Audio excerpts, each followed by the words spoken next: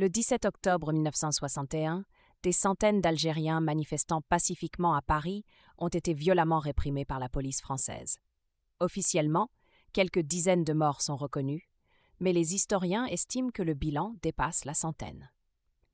Pourtant, cet événement reste largement méconnu du grand public. Pourquoi un tel silence entoure-t-il ce massacre? En 1961, la guerre d'Algérie fait rage. En métropole, les Algériens sont soumis à un couvre-feu discriminatoire. Le 17 octobre, la FLN organise une manifestation pacifique pour protester contre ces mesures.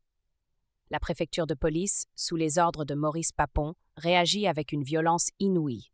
Les manifestants sont frappés, arrêtés arbitrairement et certains sont jetés dans la Seine. Les archives révèlent l'horreur de cette nuit. Des policiers frappent sans distinction, des corps sont retrouvés dans la Seine, des témoins parlent de coups de feu. Pourtant, le lendemain, les journaux français ne mentionnent que quelques incidents. Le gouvernement parle de légitime défense. Les rapports policiers sont classés secret défense. Un silence institutionnel s'installe. Pendant des décennies, l'État français nie l'ampleur du massacre. Les archives restent inaccessibles. Les procédures judiciaires sont bloquées. Ce n'est qu'en 1998 que des documents sont partiellement déclassifiés, confirmant les pires craintes. Des historiens comme Jean-Luc Einaudi parviennent enfin à faire la lumière sur cette tragédie, malgré l'opposition des institutions. En 2021, Emmanuel Macron reconnaît des crimes inexcusables, mais refuse des excuses officielles.